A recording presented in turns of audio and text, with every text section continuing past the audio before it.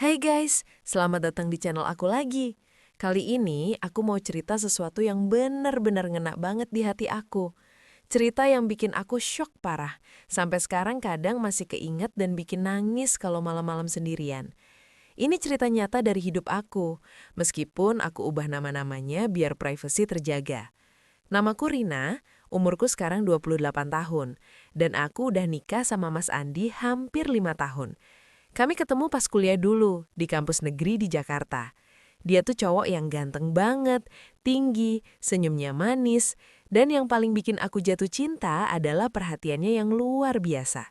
Setiap hari pas pacaran, dia selalu jemput aku pulang kuliah, bawa makanan favorit aku seperti es krim atau martabak manis. "Rin, kamu capek ya? Aku bawain ini biar senang," katanya gitu. Aku merasa kayak putri raja, guys. Bener-bener bahagia. Rasanya dunia cuma milik kami berdua. Awal nikah kami hidup terasa sempurna. Kami tinggal di apartemen kecil di kawasan Jakarta Selatan yang kami sewa bareng setelah lulus kuliah. Mas Andi dapat kerja bagus sebagai manajer di perusahaan swasta yang bergerak di bidang IT. Gajinya lumayan, cukup buat kami hidup nyaman tanpa kekurangan.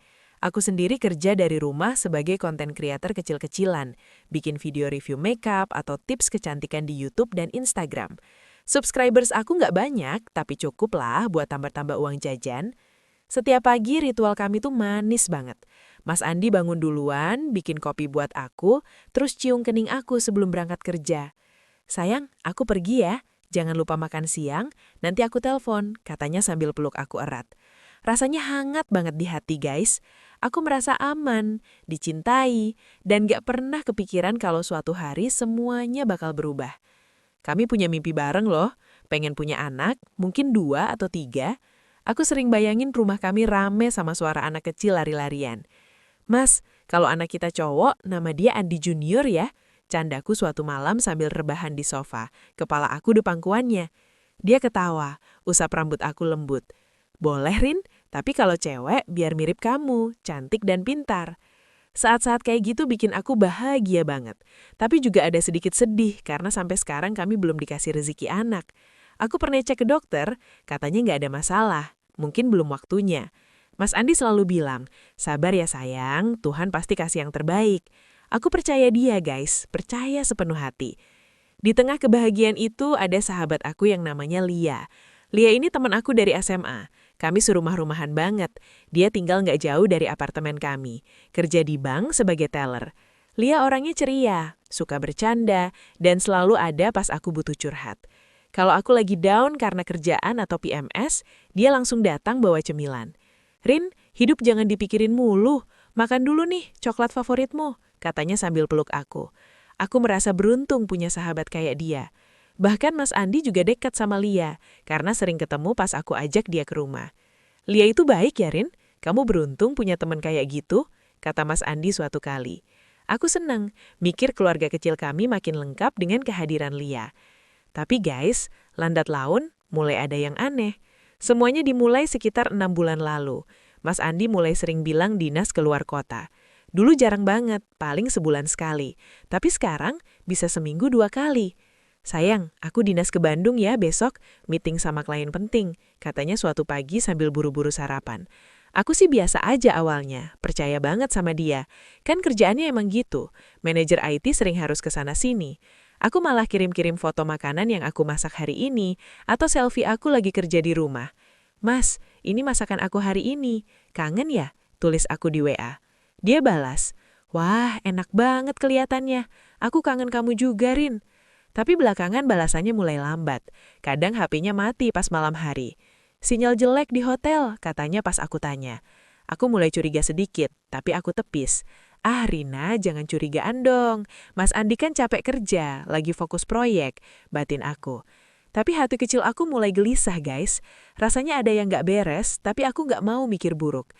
Suatu hari Lia datang ke rumah pas Mas Andi lagi dinas. Dia bawa buah-buahan dan duduk di sofa sambil ngobrol. "Rin, Mas Andi lagi dinas ya? Kok sering banget sih sekarang? Kamu nggak kesepian?" tanya Lia dengan nada prihatin. Aku senyum, tapi dalam hati aku mulai ngerasa sedih. "Iya Li, katanya proyek baru, banyak meeting luar kota. Aku sih biasa aja, tapi ya kangen lah." Lia peluk aku. Sabar ya Rin, nanti kalau pulang kasih surprise dong, masak makanan kesukaannya. Matanya saat itu kayak ada yang disembunyiin, tapi aku nggak ngeh. Malah aku curhat panjang lebar ke dia soal rencana liburan kami ke Bali tahun depan. Lih, bayangin deh, kami berdua di pantai, sunset, romantis banget. Mungkin di sana kita bisa bikin baby, candaku sambil ketawa. Dia ketawa, tapi sekarang kalau aku ingat, ketawanya kayak dipaksain. Hari-hari berikutnya Mas Andi semakin jarang di rumah, pulang malam, atau bahkan nggak pulang kalau dinas panjang. Aku mulai kesepian banget guys. Malam-malam aku sering duduk sendirian di balkon apartemen, lihat lampu kota sambil nangis pelan. Kenapa ya Mas Andi berubah? Apa aku kurang perhatian? Pikir aku. Aku coba lebih manja, kirim pesan mesra habis sering, tapi responsnya dingin. Suatu malam dia pulang larut banget, sekitar jam 1 malam. Aku tungguin di ruang tamu, tapi pas dia masuk, bau parfum cewek menusuk hidung aku. Parfum baru ya mas? Tanya aku sambil berusaha senyum. Dia kelihatan kaget sebentar, terus jawab, oh ini dari temen kantor, dipinjam kolonnya. Bau keringat soalnya, tadi meeting panjang. Aku percaya lagi guys, percaya karena aku sayang banget sama dia, dan gak mau rumah tangga kami rusak gara-gara curiga tanpa bukti. Lia semakin sering datang ke rumah pas Mas Andi gak ada. Dia bilang mau nemenin aku biar gak sepi. Kami masak bareng, nonton drakor, atau sekedar ngobrol ngalor ngidul. Rin, kamu harus tetap semangat ya, jangan biarin kesepian bikin kamu down, kata Lia sambil peluk aku. Aku merasa terhibur, tapi sekarang aku sadar, mungkin saat itu dia lagi ngecek situasi. Lia cerita dia lagi dekat sama cowok baru, tapi nggak serius. Dia orangnya baik, Li, tapi aku harap kamu dapat yang benar-benar setia, nasihat aku. Dia cuma senyum, iya Rin, makasih ya. Aku pelukan dan aku merasa punya saudara perempuan di Lia. Tapi guys, tanpa aku sadari, benih-benih pengkhianatan udah mulai tumbuh. Setiap kali Mas Andi bilang dinas, hati aku kayak dicubit. Aku mulai susah tidur, sering bangun tengah malam dan cek HP, berharap ada pesan darinya. Emosi aku campur aduk, sayang, takut, marah, tapi aku tahan. Aku mikir mungkin ini cuma fase, nanti juga balik normal. Aku bahkan mulai ikut kelas yoga online biar lebih tenang. Rina, kamu kuat, kataku ke diri sendiri di cermin setiap pagi. Tapi dalam hati aku mulai ragu, apa Mas Andi masih sayang aku seperti dulu? Apa ada orang lain? Pertanyaan-pertanyaan itu mulai menghantui aku, tapi aku nggak berani tanya langsung. Takut jawabannya bikin hancur. Lia sering bilang, Rin, Mas Andi itu cowok baik, kamu jangan overthinking. Aku angguk, tapi sekarang aku tahu, itu mungkin cara dia nutupin sesuatu. Aku mulai notice hal-hal kecil, seperti Mas Andi sering senyum-senyum sendiri pas lihat HP, atau Lia yang tiba-tiba ganti parfum yang mirip bau yang aku cium di baju Mas Andi. Tapi aku tepis lagi, mikir itu kebetulan aja. Akhirnya suatu sore pas hujan deras, aku duduk di jendela sambil pegang foto pernikahan kami. Air mata aku netes pelan. Mas, aku kangen kamu yang dulu, gumam aku. Saat itu aku nggak tahu kalau pengkhianatan terbesar lagi terjadi di belakang punggung aku, melibatkan orang yang aku percaya paling dekat, yaitu Mas Andi dan Lia. Setelah beberapa bulan, Mas Andi mulai sering dinas luar kota. Aku mulai ngerasa ada yang beda. Dulu kalau dia pergi sehari 2 hari, aku masih oke-oke aja. Tapi sekarang, hampir setiap minggu ada aja alasan dinas. Sayang, minggu ini aku ke Surabaya ya, ada presentasi penting sama investor. Katanya suatu pagi sambil nyeruput kopi. Aku senyum, bilang, hati-hati ya mas, jangan lupa makan teratur. Tapi dalam hati aku mulai nanya-nanya sendiri. Kok tiba-tiba kerjaannya segini sibuknya, dulu kan gak gini. Yang bikin aku tambah gelisah adalah HP-nya. Mas Andi sekarang selalu naruh HP di silent mode pas di rumah. Kalau dulu notif berbunyi riwil terus, sekarang sepi banget. Kadang aku pinjem buat cari resep masakan, dia buru-buru ambil lagi. Sayang, ada data kerja penting nih, nanti kalau hilang gimana? Alasannya, aku sih manggut-manggut aja, tapi rasanya kayak ada yang ditutupin. Hati aku mulai berdegup gak karuan setiap kali dia pegang HP sendirian di ruang tamu malam-malam.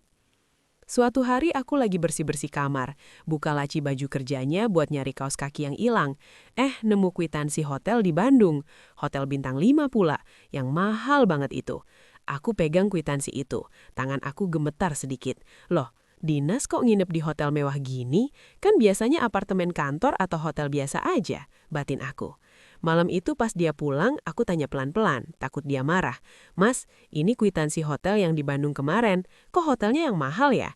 Dia kelihatan kaget bentar, terus senyum sambil peluk aku dari belakang. Oh iya sayang, apartemen kantor lagi full book semua, jadi kantor yang booking hotel ini. Biasalah, biar nyaman meetingnya. Aku diam aja, peluk balik dia. Tapi hati aku mulai berat. Rasanya ada yang mengganjal, tapi aku nggak mau ribut. Aku takut kalau terlalu curiga, nanti dia malah ilfeel sama aku. Lia masih sering banget datang ke rumah, apalagi pas Mas Andi dinas. Dia kayak tahu aja jadwalnya. Rin, aku mampir ya, bawa martabak kesukaan kamu, katanya di telepon. Pas datang, dia duduk di sofa, ngobrol panjang lebar. Mas Andi lagi dinas ya? Kamu nggak kesepian sendiri di rumah? Aku cerita sedikit soal kecurigaan aku, tapi nggak dalam-dalam. Li, kok aku ngerasa Mas Andi berubah ya akhir-akhir ini? HP-nya dijaga banget, dinas mulu. Lia langsung peluk aku erat. Jangan mikir yang enggak-enggak dong, Rin. Mungkin dia lagi stres kerja aja. Cowok kalau lagi naik jabatan emang gitu, fokus banget. Matanya penuh prihatin, tangannya usap punggung aku. Saat itu aku ngerasa tenang, mikir iya juga sih, mungkin aku yang kebanyakan mikir. Tapi sekarang kalau diingat-ingat, pelukan Lia itu rasanya palsu banget guys. Aku mulai jadi detektif amatir sendiri. Malam-malam kalau Mas Andi tidur, aku stalking sosmednya. Instagramnya masih sama, nggak ada yang aneh. Tapi dia jarang post foto bareng aku lagi.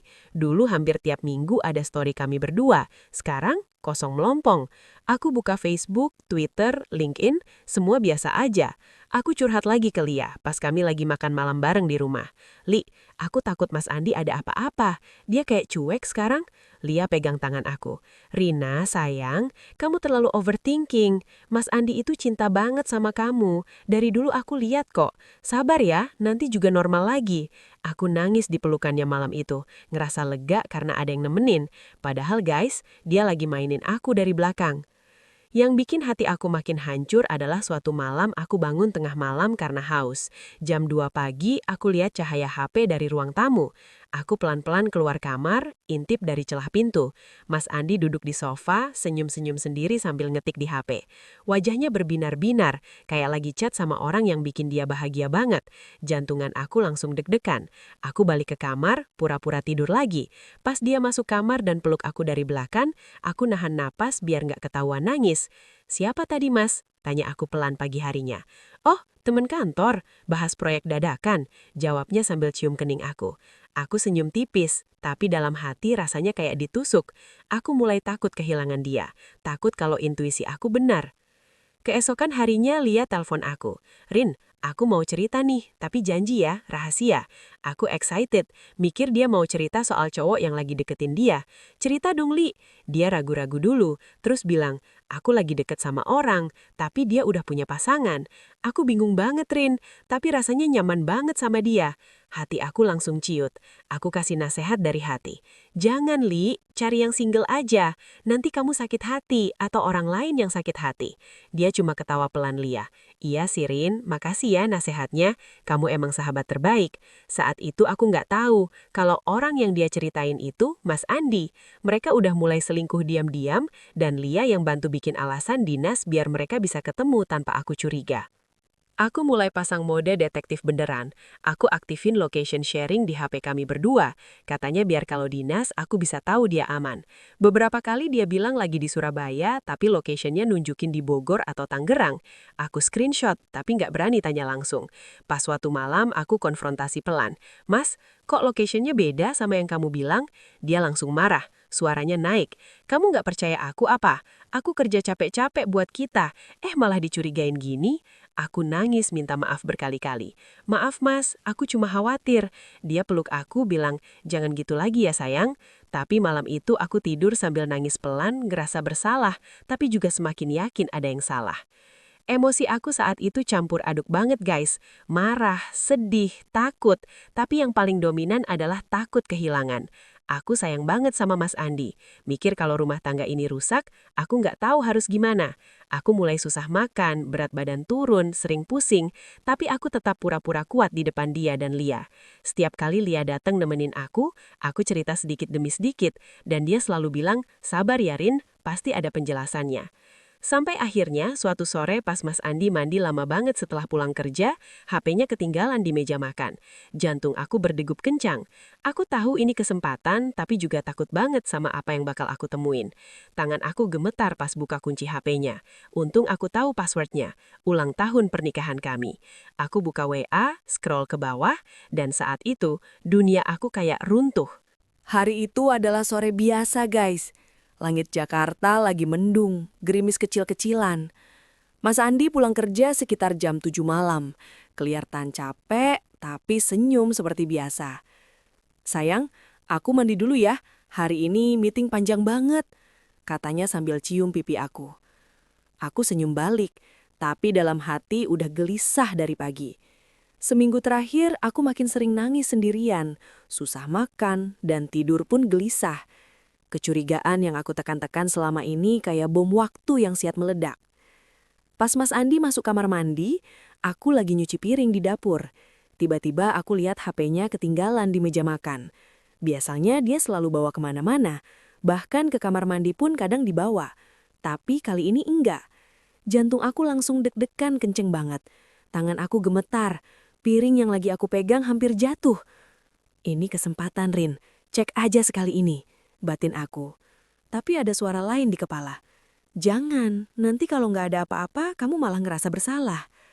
Aku bolak-balik mondar-mandir di dapur. Nafas aku pendek-pendek.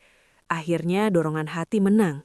Aku ambil HP-nya pelan-pelan, kayak takut ketahuan meskipun air shower lagi kencang bunyinya. Aku duduk di sofa, tangan dingin banget. Passwordnya masih ulang tahun pernikahan kami. Itu aja udah bikin hati aku sakit, karena dia masih pakai tapi mungkin udah nggak peduli lagi. Aku buka WhatsApp, scroll ke bawah.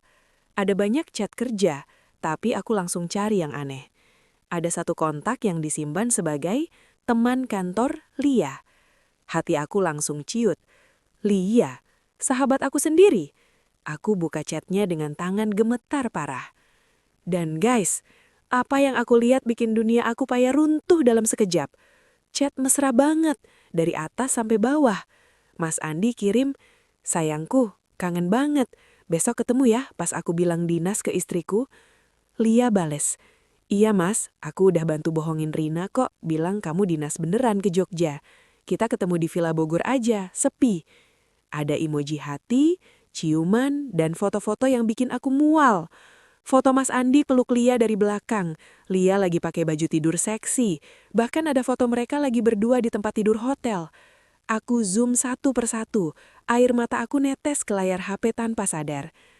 Aku baca chat mundur berbulan-bulan. Ternyata mereka udah selingkuh sejak 4 bulan lalu. Lia yang mulai dulu, kirim pesan mesra pas Mas Andi dinas beneran. Terus Mas Andi bales, dan lama-lama jadi intens. Ada chat Lia bilang, Mas, aku nggak tahan lagi nunggu kamu pulang ke Rina. Aku mau jadi istri kamu beneran. Mas Andi jawab, sabar sayang, aku bakal cari cara. Kamu lebih ngertiin aku daripada dia. Aku baca kalimat itu berulang-ulang. Rasanya dada aku sesek banget. Kayak ada yang nancep pisau dan diputar-putar. Aku ngerasa bodoh, ngerasa dikhianati 2 kali. Sama suami yang aku cintai mati-matian, dan sama sahabat yang aku anggap kayak saudara sendiri. Aku screenshot semua chat penting. Tangan aku gemetar sampai beberapa kali salah tekan. Air mata aku nggak berhenti, tapi aku nahan suara biar nggak ketahuan. Pas Mas Andi keluar dari kamar mandi, lagi handukin rambut, aku buru-buru taruh HP-nya balik ke meja makan dan pura-pura lagi nyiapin makan malam. Sayang, makan yuk, kata aku dengan suara yang aku usahain normal. Dia peluk aku dari belakang, cium leher aku. Biasanya aku seneng, tapi malam itu rasanya jijik banget. Aku ngerasa kotor, ngerasa semua pelukan dan ciuman dia selama ini bohong belaka. Malam itu aku nggak tidur sama sekali. Aku pindah ke sofa, bilang lagi pusing. Mas Andi tidur nyenyak di kamar, sementara aku nangis sesenggukan di kegelapan. Aku buka galeri HP aku, lihat screenshot-screenshot itu lagi dan lagi. Setiap baca, hati aku makin hancur. Aku ingat-ingat semua momen. Pas aku curhat ke Lia soal kecurigaan aku, dia peluk aku sambil bilang, sabar ya Rin. Ternyata dia lagi seneng-senengnya sama suamiku. Aku ingat pas aku kasih nasihat ke Lia waktu dia cerita lagi dekat sama orang yang udah punya pasangan. Aku bilang jangan jadi pelakor. Ternyata dia cuma ketawa dalam hati karena aku sendiri yang jadi korban. Pagi harinya aku telepon Lia, pura-pura biasa. "Li, kamu tahu Mas Andi dinas kemana kemarin?" Tanya aku. Dia jawab santai.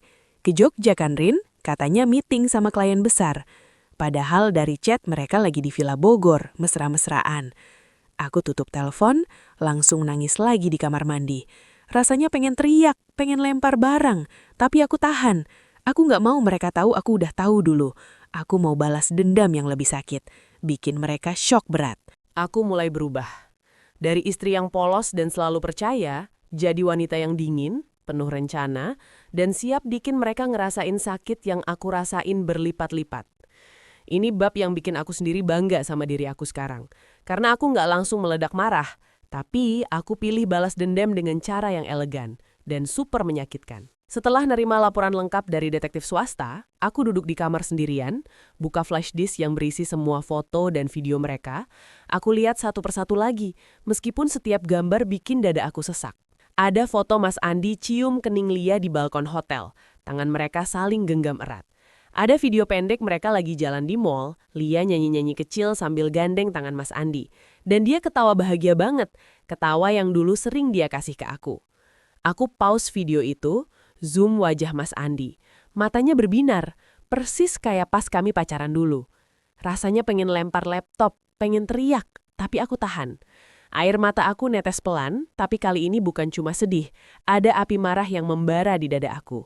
Dari chat terbaru yang aku screenshot, aku tahu rencana besar mereka. Nikah siri.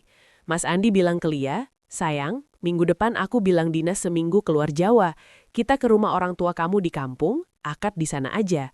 Simple, tapi resmi di mata agama." Lia balas excited banget, kirim emoji hati dan foto kebaya putih yang udah dia beli. "Mas, aku nggak sabar jadi istri Mas beneran. Rina nggak akan curiga kan?"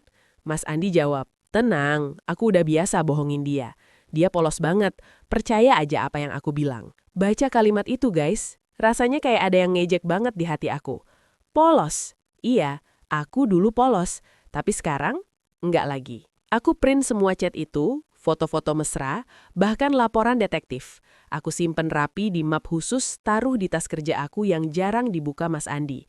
Setiap malam, pas dia tidur nyenyak, aku duduk di meja makan sambil minum teh hangat, baca ulang semua bukti.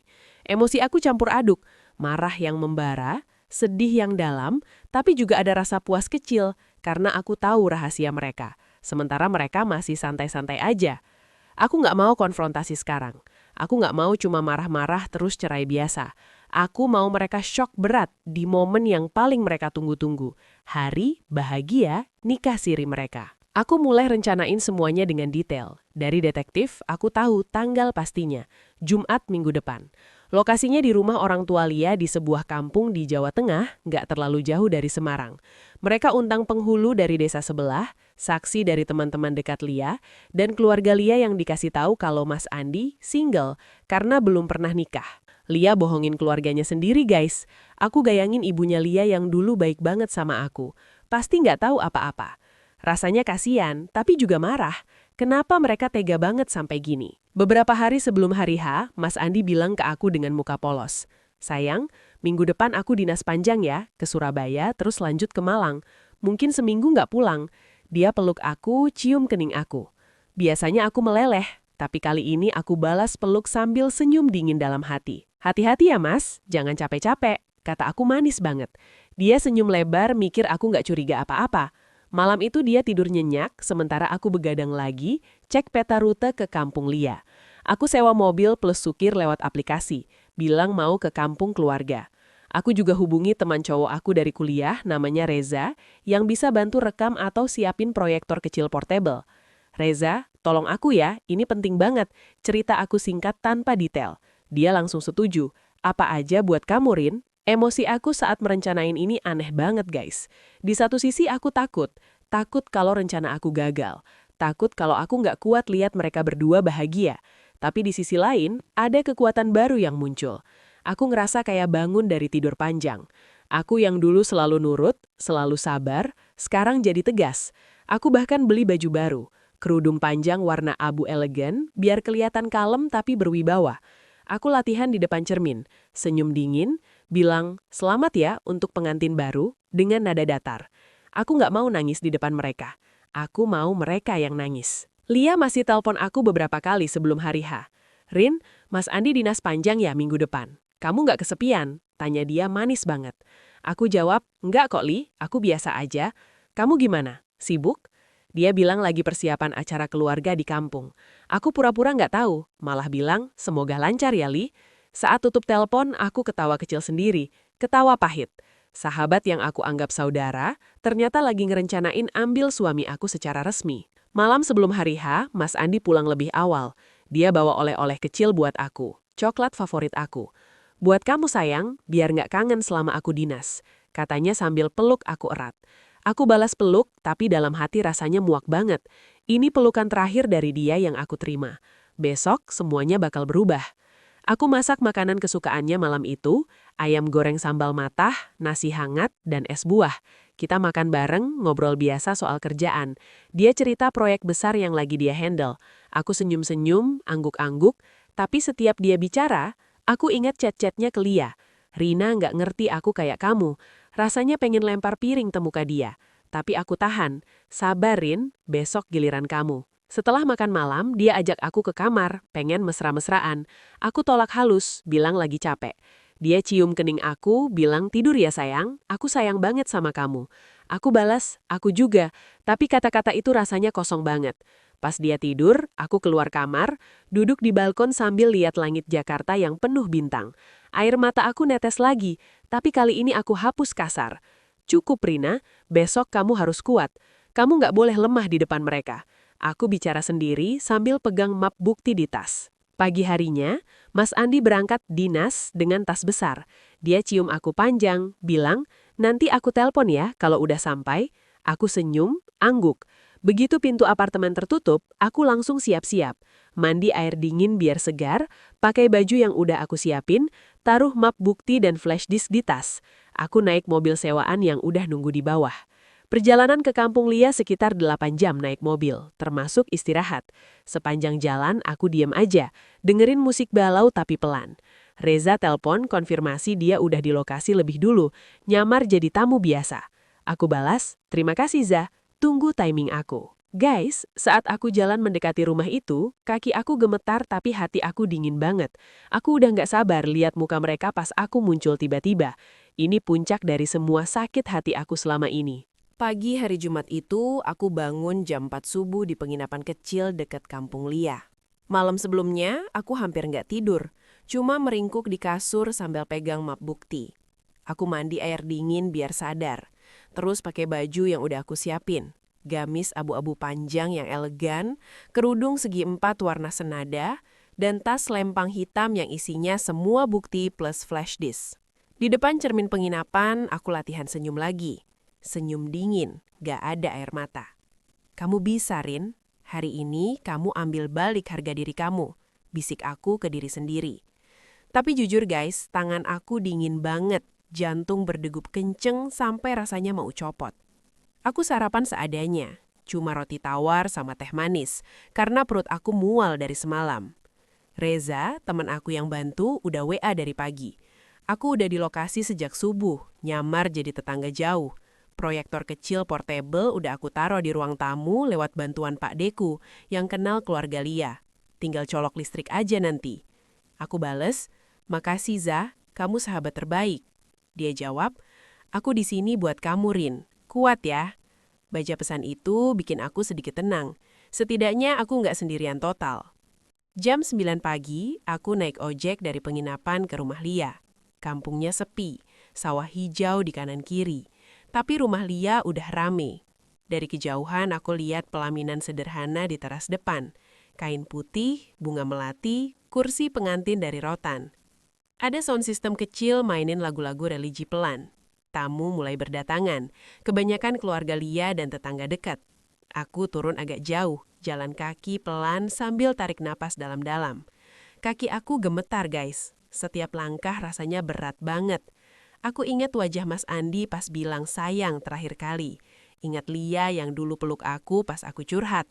Semua campur jadi satu. Marah, sedih, takut, tapi juga tekad besi. Aku sembunyi dulu di balik pohon besar dekat rumah Lia, observasi dari jauh. Aku lihat Lia keluar dari kamar, pakai kebaya putih yang cantik banget.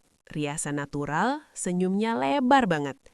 Dia kelihatan bahagia sekali, guys. Bahagia yang dulu aku rasain pas hari pernikahan aku sama Mas Andi. Ibu Lia peluk dia, kasih doa. Aku lihat dari jauh, dada aku sesak. Kenapa kamu tega banget, Li? Batin aku. Air mata hampir netes, tapi aku hapus kasar. Gak boleh nangis sekarang. Terus Mas Andi muncul. Dia pakai beskap hitam, songkok, kelihatan ganteng banget seperti dulu. Dia senyum ke Lia, pegang tangan dia pelan. Mereka foto-foto bareng keluarga, ketawa-ketawa kecil. Aku pegang pagar besi dekat situ. Tangan aku gemetar parah. Rasanya pengen lari masuk, teriak, "Dia suami aku!" Tapi aku tahan. Timing harus pas. Aku mau mereka selesai akad dulu, biar nikahnya resmi, baru aku muncul. Biar sakitnya maksimal. Jam 11 siang, acara mulai. Penghulu datang, duduk di depan. Saksi 2 orang cowok dari tetangga. Tamu duduk rapi di tikar. Aku geser posisi, masuk pelan lewat pintu samping yang terbuka. Gak ada yang ngeh, karena aku pakai kerudung biasa dan kelihatan kayak tamu undangan. Aku duduk di pojok belakang, dekat Reza yang udah siap sama remote proyektor.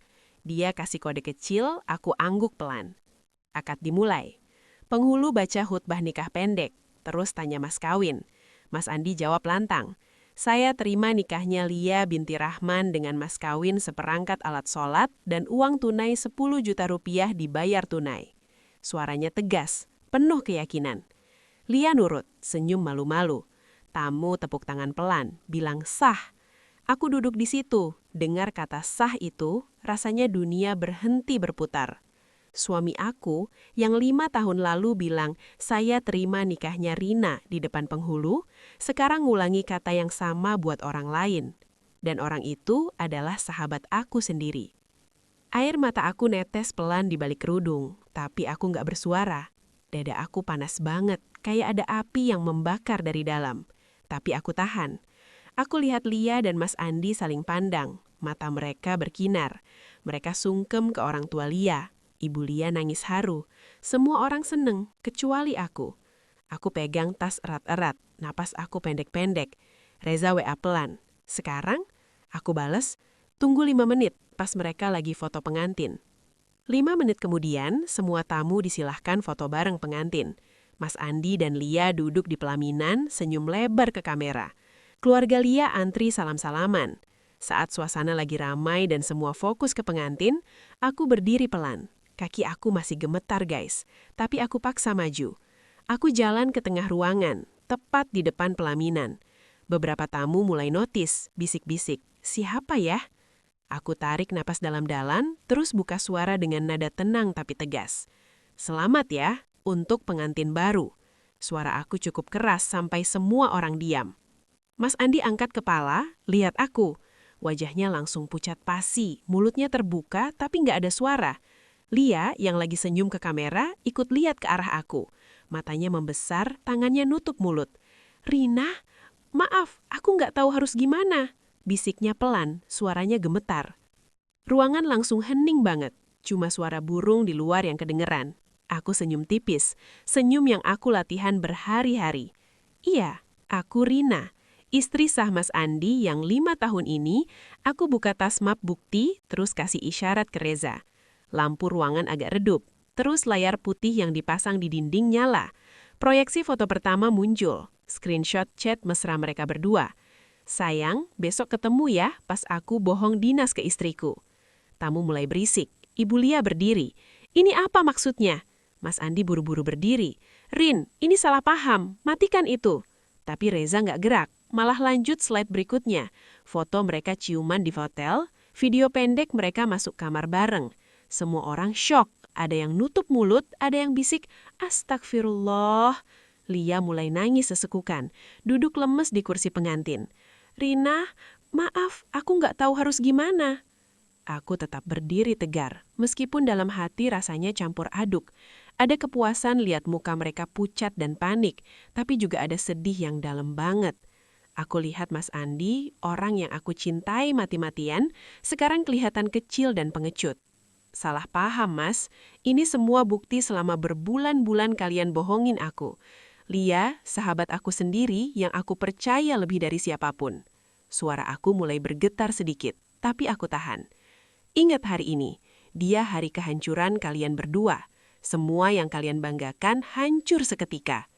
Aku balik badan, jalan keluar rumah dengan kepala tegak. Di luar, baru aku nangis. Nangis keras di pinggir jalan sambil pegang pohon. Reza nyusul aku, peluk dari belakang. Kamu hebat banget, Rin. Aku cuma angguk, gak bisa bicara. Pas aku berdiri di tengah ruangan dan bilang, "Selamat ya untuk pengantin baru." Dengan nada tenang, ruangan langsung hening total. Kayak ada yang tekan tombol mute di dunia nyata. Semua tamu yang tadi lagi tepuk tangan pelan atau bisik-bisik haru langsung diam. Beberapa orang nutup mulut, ada yang saling pandang bingung. Aku berdiri tegar, kepala tegak, tangan pegang tas erat-erat biar nggak kelihatan gemetar. Yang pertama bereaksi adalah Mas Andi. Dia lagi duduk di kursi pengantin. Tangannya masih gandeng Lia. Pas lihat aku, wajahnya berubah drastis. Dari senyum lebar jadi pucat pasi, kayak orang kehabisan darah. Matanya membesar, mulutnya terbuka, tapi nggak ada suara keluar. Kayak lagi lihat hantu. Dia buru-buru lepas gandengan tangan Lia, berdiri setengah membungkuk. Kayak nggak tahu harus gimana. Rina, kamu kok di sini? Suaranya pelan banget, gemetar, hampir nggak kedengeran. Aku lihat keringat dingin langsung muncul di dahinya. Beskapnya yang rapi tadi sekarang kelihatan kusut karena dia gelagapan. Terus Lia. Ya Tuhan, reaksi Lia lebih parah lagi. Dia yang tadi lagi malu-malu senyum ke tamu, langsung nutup mulut pakai tangan. Matanya merah dalam sekejap, air mata netes deras tanpa suara.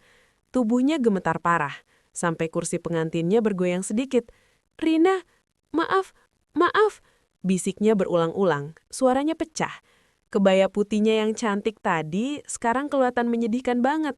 Dia coba pegang tangan Mas Andi, tapi Mas Andi malah mundur selangkah, kayak takut ketahuan lagi.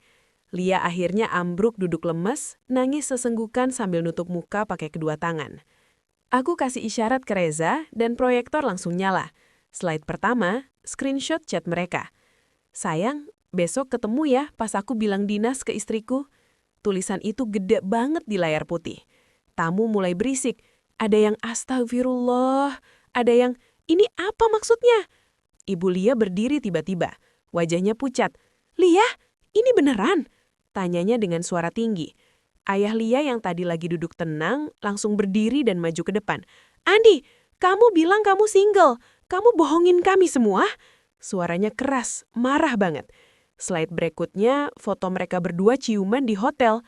Terus video pendek mereka masuk kamar bareng, tangan saling gandeng. Ruangan langsung keos. Beberapa tamu cewek nutup mata anaknya. Cowok-cowok bisik-bisik marah. Ada tante-tante yang langsung ambil tas mau pulang. Nggak sanggup lihat ini. Penghulu yang tadi lagi senyum haru, sekarang geleng-geleng kepala. Ya Allah, ini dosa besar. Aku tetap berdiri di tempat, nggak gerak. Dalam hatiku, emosi lagi perang besar. Di satu sisi, ada kepuasan yang luar biasa. Akhirnya mereka ngerasain malu yang aku rasain berbulan-bulan sendirian di apartemen. Aku lihat muka Mas Andi yang dulu aku cintai banget, sekarang kelihatan kecil, pengecut, gak berani ngomong apa-apa. Aku lihat Lia yang dulu aku anggap saudara, sekarang nangis kayak anak kecil ketahuan nyuri. Rasanya lega banget, kayak beban berat di pundak aku terangkat sedikit. Tapi di sisi lain, guys, sakitnya masih ada. Sakit yang dalam banget. Aku lihat cincin baru di jari Lia. Cincin yang mirip banget sama cincin kawin kami dulu. Aku ingat Mas Andi pas ngasih cincin ke aku 5 tahun lalu. Bilang, "Ini lambang cinta kita selamanya." Sekarang dia kasih yang mirip ke orang lain. Air mata aku hampir netes, tapi aku gigit bibir dalam-dalam biar tahan. Aku nggak mau nangis di depan mereka. Nggak mau kasih mereka kepuasan lihat aku lemah. Mas Andi akhirnya buka suara, maju ke arah aku dengan tangan gemetar. "Rin, sayang, ini salah paham semua. Aku bisa jelasin." Suaranya memohon, matanya merah. Dia coba pegang tangan aku, tapi aku tarik cepat. Sentuhan dia yang dulu bikin aku hangat, sekarang bikin aku muak total. Jelasin apa lagi, Mas? Semua bukti udah ada di layar. Chat berbulan-bulan, foto, video, bahkan rencana nikah siri ini. Aku tahu semuanya. Suara aku dingin, tegas, gak ada getar. Padahal dalam hati aku lagi teriak, "Kenapa kamu tega banget sama aku?" Lia nangis lebih keras, merangkak mendekat ke kaki aku. "Rina, maafkan aku. Aku salah. Aku nggak tahan. Aku cinta sama dia." Kata-kata itu kayak pisau yang nusuk dada aku berkali-kali. Sahabat aku sendiri bilang cinta sama suami aku di depan semua orang. Aku lihat ke bawah, lihat wajah Lia yang penuh maskara luntur. Dulu wajah ini yang nemenin aku nangis pas putus sama cowok SMA, yang janji nggak akan rebut cowok aku. Sekarang, aku tarik napas dalam, terus bilang pelan, "Cinta, kamu rebut suami orang, Li. Kamu bantu dia bohongin aku berulang kali. Kamu yang telepon aku bilang, 'Sabar ya Rin,' pas aku curhat kecurigaan. Itu cinta namanya." Lia cuma nangis lebih keras, gak bisa jawab. Ibu Lia maju, peluk aku erat. "Nak Rina, maafkan anak ibu. Ibu gak tahu apa-apa. Kalau ibu tahu, ibu gak akan izinkan ini." Beliau nangis di pundak aku, badannya gemetar. Aku peluk balik. "Tante, aku gak salahkan Tante. Yang salah mereka berdua." Hati aku kasihan sama Ibu Lia, orang baik yang polos kayak aku dulu. Mas Andi coba lagi, suaranya putus asa. "Rin, pulang yuk, kita bicara berdua. Aku janji aku ceraiin ia. Aku masih cinta sama kamu." Kata-kata itu bikin aku ketawa kecil, ketawa pahit yang gak bisa aku tahan. "Cinta? Kamu bilang cinta pas lagi akad nikah dengan dia tadi. Pas bilang saya terima nikahnya dengan suara lantang, jangan bohong lagi, Mas. Aku udah muak." Aku lihat matanya berkaca-kaca, tapi aku nggak peduli lagi. Dia yang mulai semua ini. Tamu mulai bubar pelan-pelan. Ada yang kasih salam ke aku, bilang, "Kuat ya, Nak?" Ada yang bisik ke keluarga Lia, "Ini memalukan banget." Penghulu yang tadi lagi senyum haru, sekarang geleng-geleng kepala. Ya Allah, ini dosa besar. Aku tetap berdiri di tempat, nggak gerak. Dalam hati aku, emosi lagi perang besar. Di satu sisi, ada kepuasan yang luar biasa. Akhirnya mereka ngerasain malu yang aku rasain berbulan-bulan sendirian di apartemen. Aku lihat muka Mas Andi yang dulu aku cintai banget, sekarang kelihatan kecil, pengecut, gak berani ngomong apa-apa. Aku lihat Lia yang dulu aku anggap saudara, sekarang nangis kayak anak kecil ketahuan nyuri. Rasanya lega banget, kayak beban berat di pundak aku terangkat sedikit. Tapi di sisi lain, guys, sakitnya masih ada. Sakit yang dalam banget. Aku lihat cincin baru di jari Lia. Cincin yang mirip banget sama cincin kawin kami dulu. Aku inget Mas Andi pas ngasih cincin ke aku 5 tahun lalu. Bilang, "Ini lambang cinta kita selamanya." Sekarang dia kasih yang mirip ke orang lain. Air mata aku hampir netes, tapi aku gigit bibir dalam-dalam biar tahan. Aku nggak mau nangis di depan mereka. Nggak mau kasih mereka kepuasan lihat aku lemah. Mas Andi akhirnya buka suara, maju ke arah aku dengan tangan gemetar. "Rin, sayang, ini salah paham semua. Aku bisa jelasin." Suaranya memohon, matanya merah.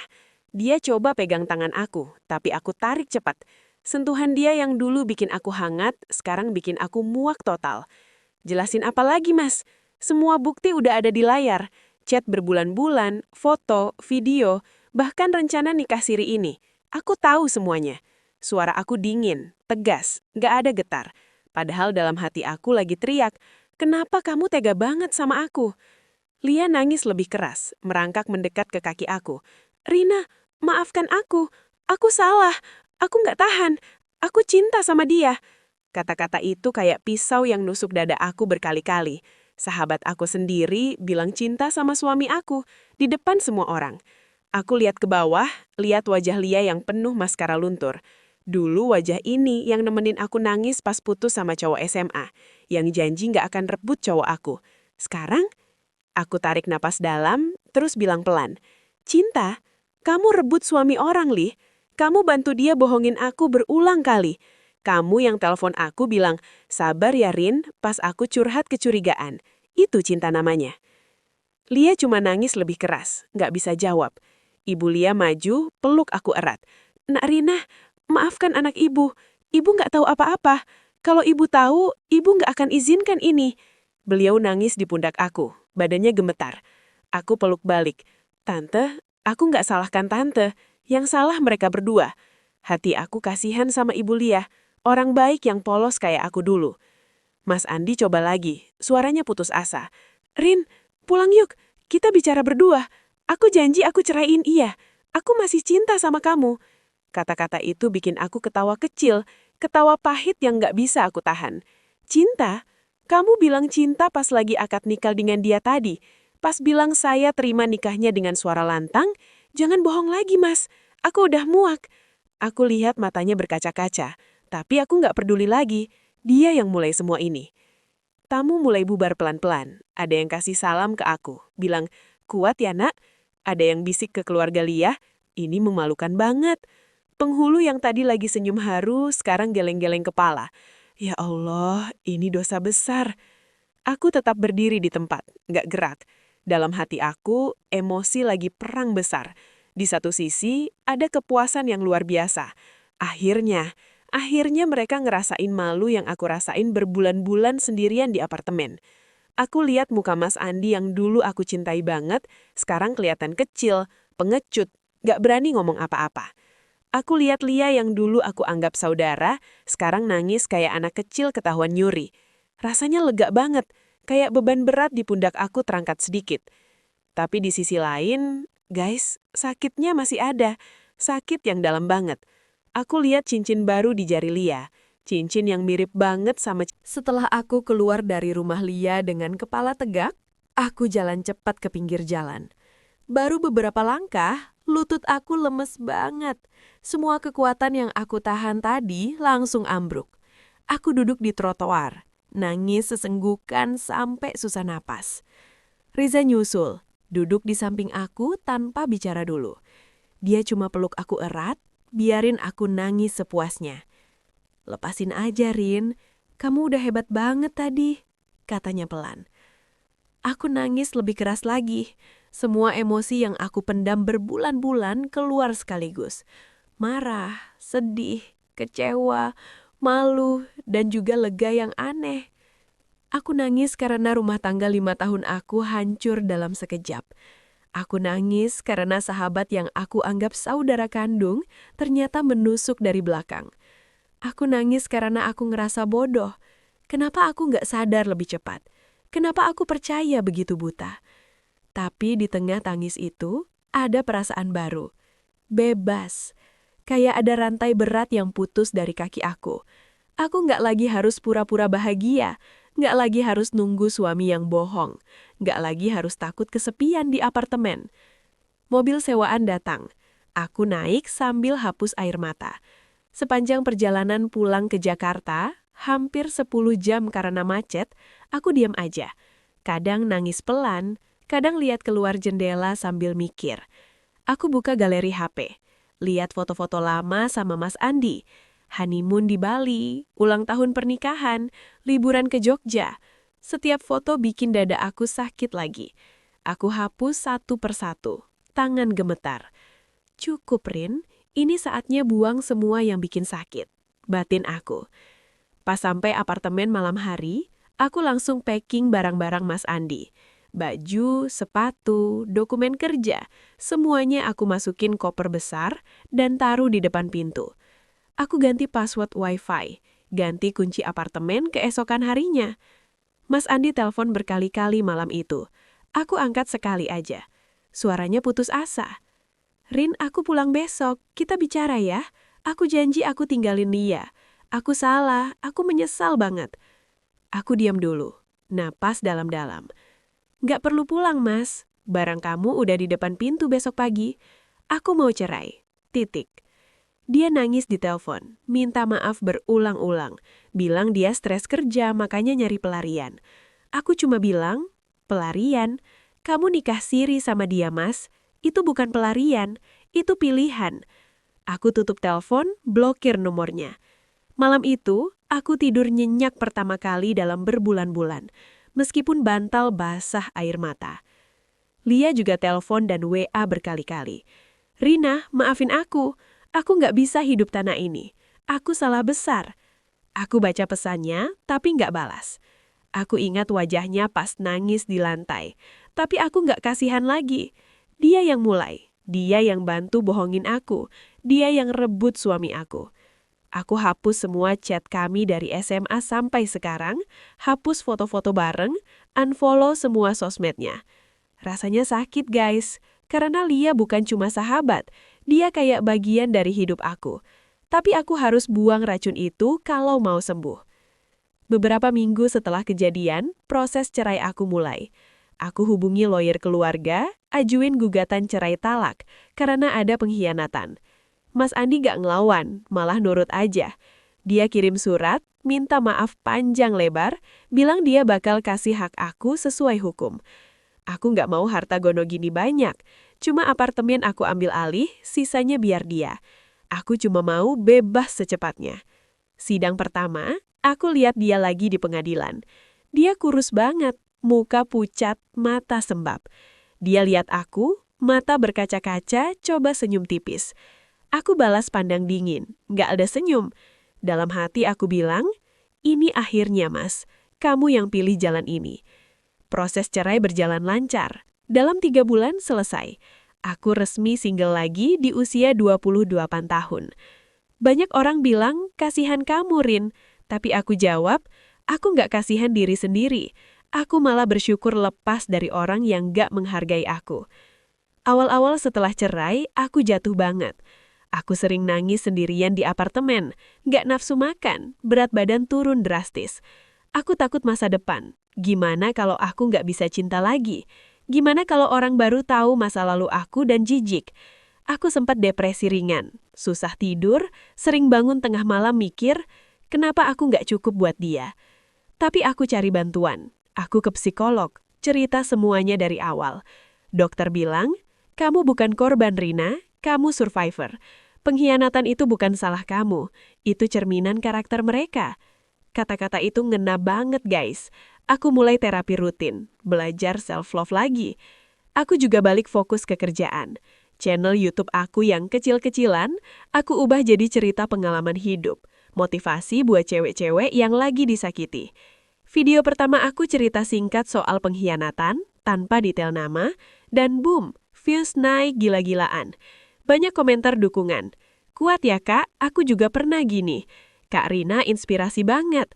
Aku nangis baca komentar itu. Ngerasa nggak sendirian lagi. Subscribers naik dari ribuan jadi puluhan ribu dalam beberapa bulan. Aku mulai dapat endorse. Hidup aku pelan-pelan stabil lagi. Aku pindah apartemen baru di kawasan yang lebih hijau, biar ada suasana baru. Aku dekor ulang kamar. Warna pastel, tanaman banyak, foto-foto keluarga dan teman baru. Aku balik olahraga, yoga tiap hari, lari sore. Badan aku balik sehat, muka aku cerah lagi. Aku potong rambut pendek, ganti style baju yang lebih bold. Teman-teman bilang, Rina versi baru ini glowing banget. Aku juga balik dekat sama keluarga. Mama aku yang dulu nggak setuju aku nikah muda, sekarang peluk aku erat setiap ketemu. Mama bangga sama kamu nak, kamu kuat banget. Aku nangis di pelukan mama, lepasin semua yang aku pendam dari dulu. Sekarang, hampir 2 tahun setelah hari itu, aku hidup bahagia beneran.